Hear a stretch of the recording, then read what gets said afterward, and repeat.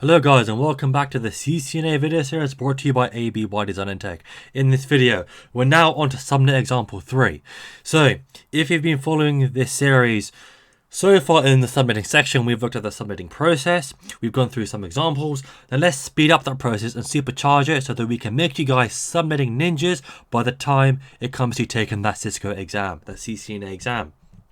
So it's speeding up the process. So far, we have been converting the entire IP address and subnet mask into binary. And that's just to learn the process step by step and to understand what we're doing. Because obviously you have to understand that we're subnetting. We ain't changing the network part of the IP address. That's going to stay the same for every one of our subnets. We're taking some host bits. So we're making the host part smaller so that we can create our subnets. Because we still want to use the same classful network. We're just creating a smaller network within that classful network. Now, let's take those foundations and speed up that process of subnetting. The steps, the 4-step process.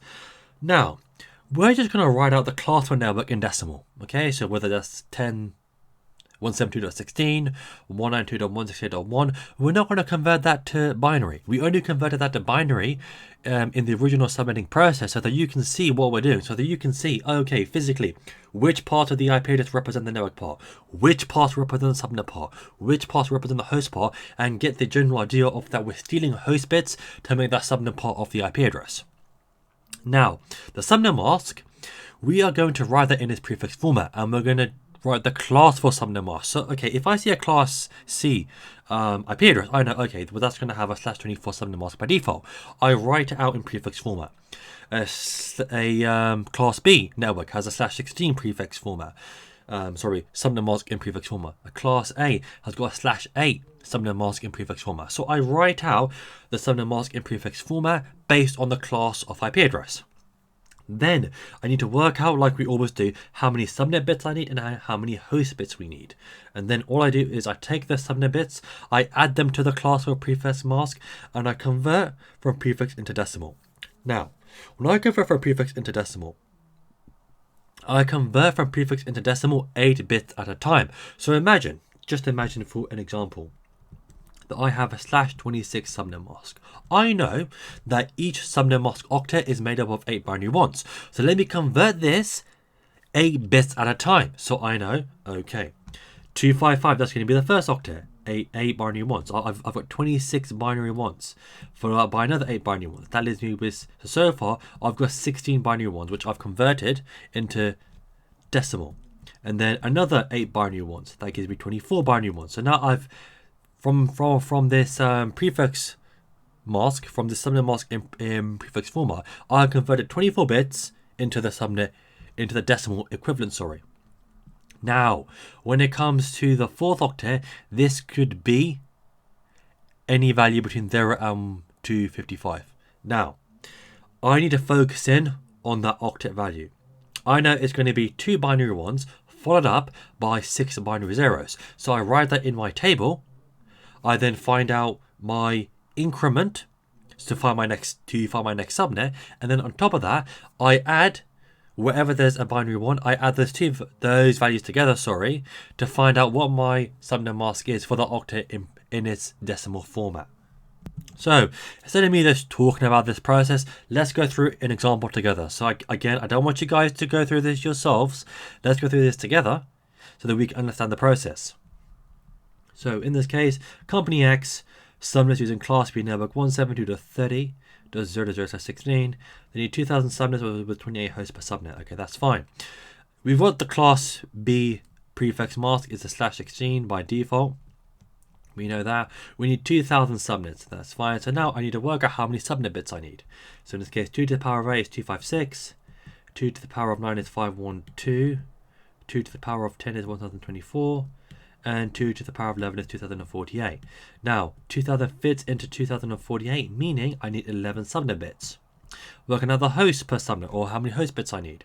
So 2 to the power of 1 is 2, 4, 8, 16, 32. So I need to have 5 host bits to allow for 28 hosts per subnet. So now that we've got those two things down, let me make sure that I've got enough bits left in my subnet mask? And yes, I do. So /16 means 16 bits are going to represent my network part, which means I've got 16 other bits to play with to work on my subnet part and my host part. And guess what? 11 plus 5 is 16, so that fits perfectly. So now all I do is add 11 to 16, which gives me 27. That's going to be my mask in prefix format. And then I convert that 8 bits at a time to decimal. So obviously the first 8 bits are all at once, so that's going to be 255. The second 8 bits, or second set of 8 bits, so that's 16 bits now. 24 bits. Now my fourth octet is going to be 3 binary 1s followed by 5 binary 0s. So again, I write this out in my chart. 3 binary 1s followed by 5 binary 0s. My increment is going to be 32 in my fourth octet.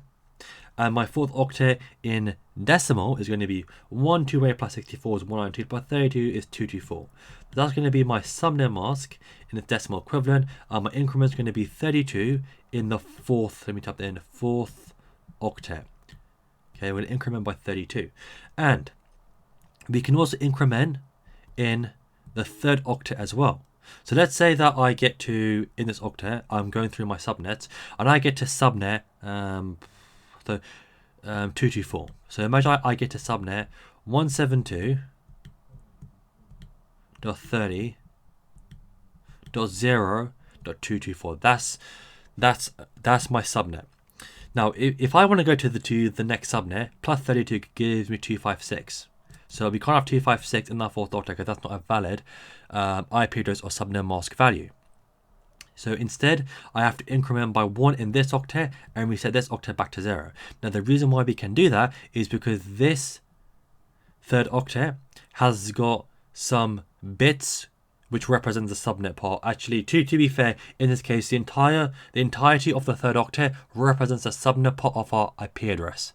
Hence the reason why I can change that third octet. I can't change the fourth octet, sorry, the first octet or the second octet, because they represent our network part of our IP address. So we're never ever going to be changing the network part of the IP address when we're doing subnetting, because the whole point of subnetting is to use a class 1 network and break it down into smaller chunks. Now that we've got that all sorted, we now need to write out our subnets by incrementing by 32 in this fourth octet. So we start off with our class B network 172.30.0.0/27. Then we increment by give me a second, increment by 32, sorry, my brain just went dead for a second. 32 in that octet, 30.0.32, 27. And there we do again in this octet as well. 172.30.0.3064. Then we work out our valid IP address range by adding 1 to the subnet ID and minusing 2 from the previous subnet ID. So I'm like, okay, what's one more? What's the next IP address after this?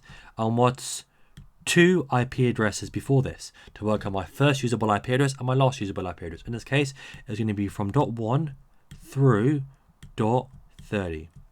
This one's going to be from .33 through .62. And so you catch my drift. And so I'm not going to go through the whole every single subnet because that's going to take me too long. There's 2,000 subnets available.